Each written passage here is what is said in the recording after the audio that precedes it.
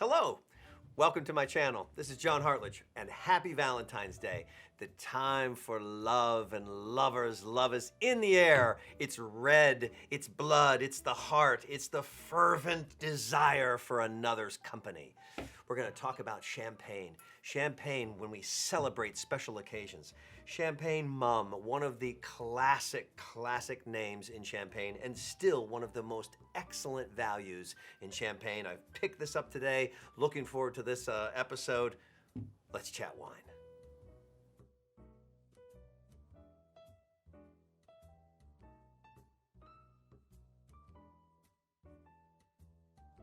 So I am so giddy about this subject matter. I don't know where to start. So first of all, let's jump right into the champagne. So Mumm, originally one of my favorite wines in champagne and also one of the best values traditionally, Mumm Cordon Rouge. This is the Mumm Grand Cordon. So they've changed the name a little. They did keep the big red slash, so you'll always find it easily in your wine shop. But Mumm Cordon Rouge is now Mumm Grand Cordon, and it is a blend of Pinot Noir, Chardonnay, and Pinot Meunier, three main grapes, and really the three recognized grapes of the Champagne region of France. But bona fide champagne, now I've talked about sparkling wine in another episode or two, but this is sparkling wine in its original kind of a form and historic origin.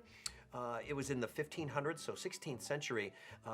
Alsatian monks were experimenting with sparkling wine, and basically wine that ferments in the bottle, and all of that fermentation is not allowed to escape, so it ends up with a regular full finished wine that now is naturally carbonated. And in this case, two red grapes and a white grape, so Pinot Noir and Pinot Meunier. And usually Pinot Meunier is a small amount of in the blend, but it really is a fascinating grape varietal that you really don't hear about very often. But it lends like a little bit of a smooth texture. If you ever have a Pinot Meunier, that's M-E-U-N-I-E-R. If you have Pinot Meunier by itself, it's very smooth and almost supple and velvety. It's really interesting, not much acidity. So some wine tasters feel it can be a little flabby, but I think it's an amazing little wine, and it works beautifully in champagne to round out the edges. But what's always surprising to my guests and my audience is that most clear champagne is primarily Pinot Noir. 65%, sometimes more, but 65% Pinot Noir to 30 to 35% Chardonnay, then a little dose of Pinot Meunier. Very interesting. But let's get this open so we can get started. Now, I did chill this. Like I say, the carbon dioxide can be very strong, a lot of pressure. If you open a champagne without chilling it, sometimes you can really have an explosion of that cork before you even have a chance to really open it. So it's always best to chill the wine.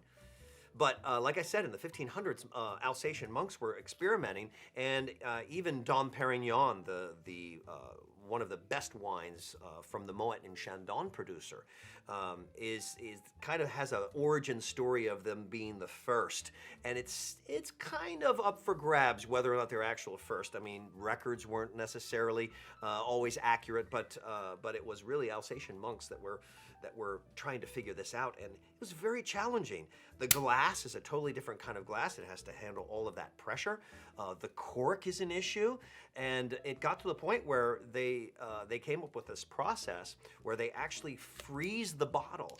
So they freeze the top of the bottle once it's been once the wine has been fermenting in the bottle, and they ferment the wine. They ferment the wine in the bottle upside down. So you have wine that's produced, actually finished wine. They blend it to what they think is going to be the right sparkling wine blend before it ever sparkles. So you have a still wine, you put it in the bottle, and what do you put in the bottle with that finished wine? Yeast and sugar. Many times it's candy sugar, but yeast and sugar. It's a champagne strain of yeast, and in the bottle it starts to ferment and with a sealed cap. Because it's sealed, all that carbon dioxide goes right in and stays inside. So you're going to have bubbles. So they keep the bottle upside down. When those those little bit of yeast cells finish fermenting, they fall. They die and they fall down. They're going to fall down. They're falling down to what is going to be the cap of the wine because it's upside down. So they do what's called riddling. They keep turning it little by little. So on the bottom of some of these wines, if we get a little close up here, you're not going to see a mark on the bottom of this bottle, but you will see a little groove in the glass, and that's pretty common. There's a groove in the glass. There's also what's called a punct. So there's an indent in the bottom of the bottle, and there it is. Look at my thumb.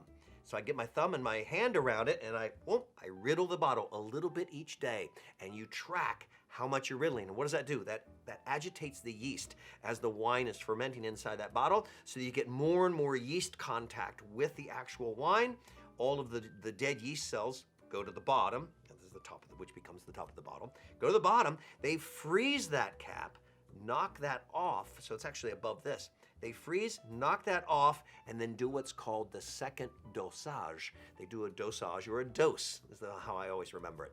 But it's called a dégorgement. So they disgorge it. So disgorge it by freezing it, taking that spent yeast cell pack off, put new set of yeast and sugar, and then cap it with this. So you end up with even a little bit more, but it also keeps it from going flat. So it's always kind of alive. It's very alive and almost like a living thing. It's always developing in the bottle. Now when you taste a champagne, use a regular glass if you really want to evaluate it.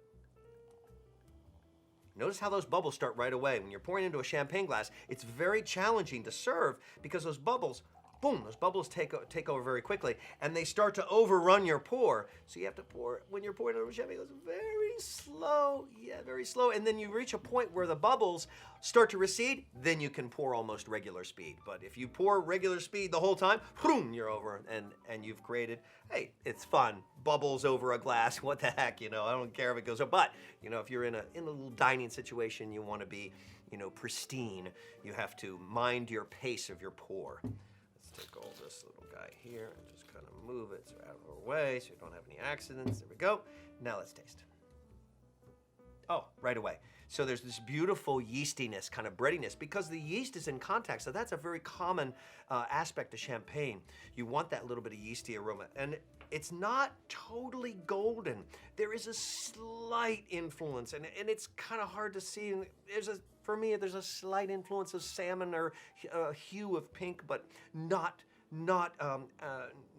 that present, but just beautiful. I wouldn't say golden, but there's some nice hue to it. It's a little darker than normal.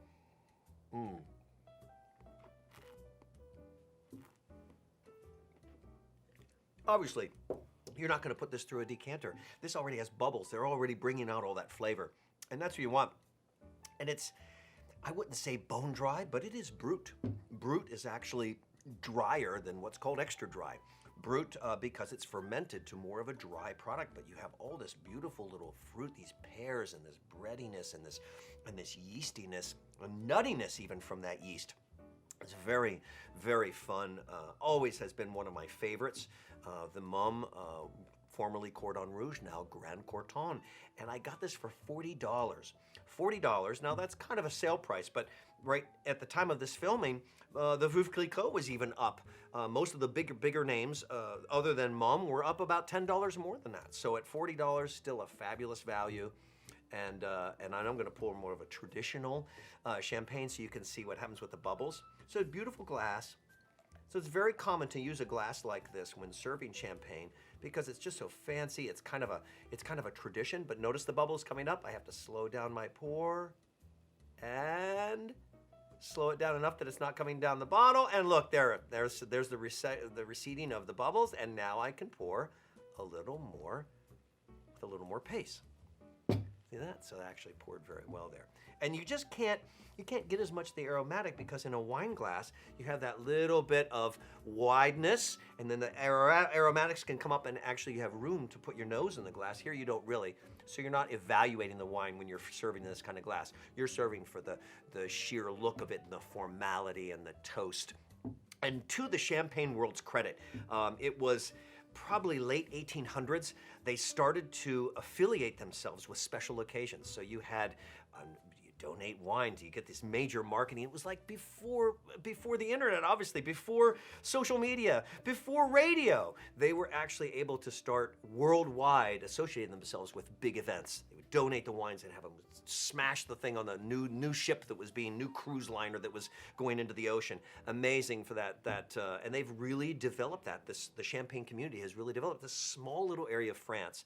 And they've also gotten the whole world to agree not to call their sparkling wine, even if it's done with the same method, to not call their sparkling wine Champagne. It can only have Champagne on the label if it's from Champagne, France, if the grapes were actually grown there.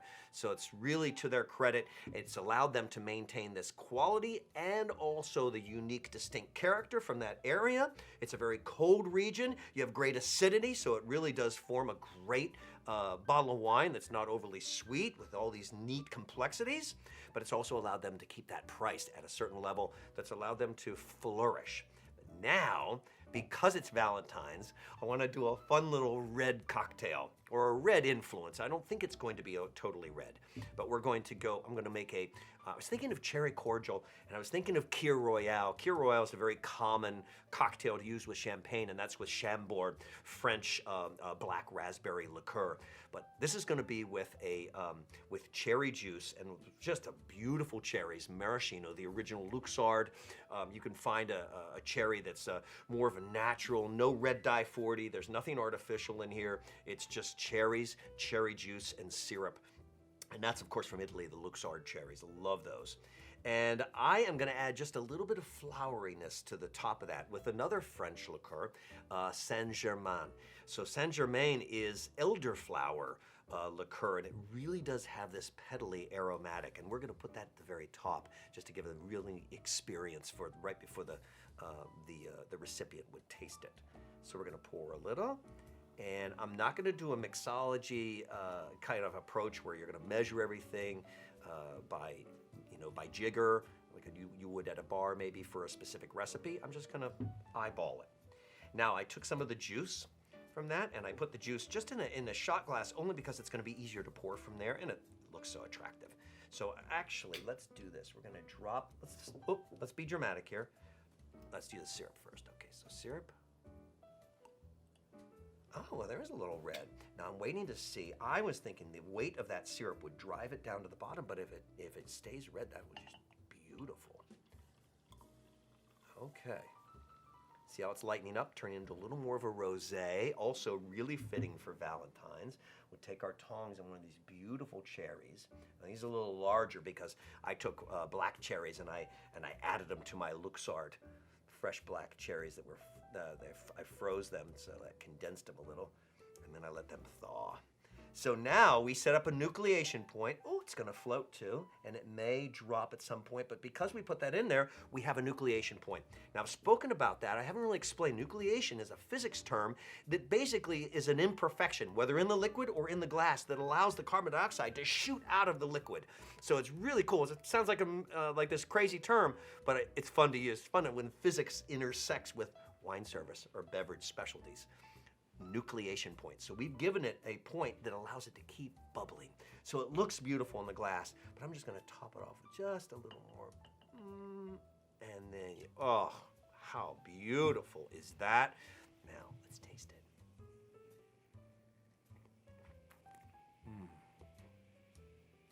That is just fabulous. Now, my guess is you get together, you have the glasses ready, you put together this little guy here, and just the vision of it, just the beauty of it when you see that at a table is going to probably lead the other person who you've invited to this dinner, particularly if the dinner, you've put this on like in a private space. You may not get to the bottom of that glass before, something Valentine's-y really gets going. Ha, wink, wink, nudge, nudge. But I think it's just beautiful. You may not get to the cherry. That's why I say no toothpicks, nothing to reach in there, no spoons. Now, you may not get to the Saint-Germain, but I think this is going to be the topper. Here we go. A little bit of flower aromatic on that. Oh, again, a nice little flourish. Let's see. Just adds just a little something. And another French phrase that I love to use. It adds a little je ne sais quoi. Let's see.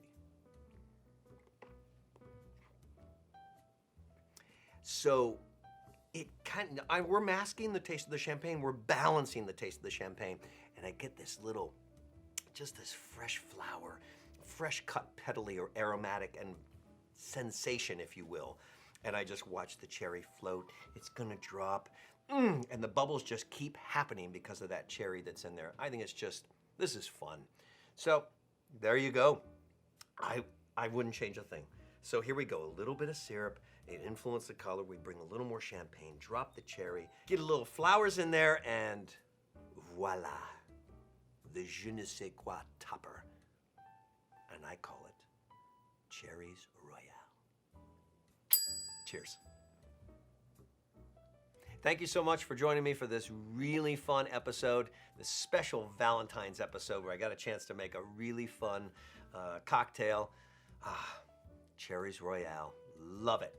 Listen, there's 3 things I'm gonna ask you to do. First, subscribe.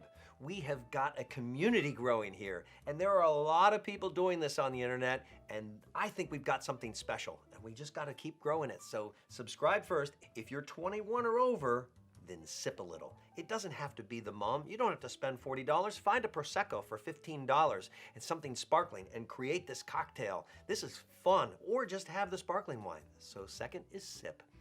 Third, share it. If you like what we're doing here and you're having fun, get some friends involved. Even if they're virtual friends, just in your Facebook community, in your LinkedIn community, Instagram, we're on all of them. And we're having a great time. And I do hope you can join me again. Let's chat wine. Happy Valentine's Day.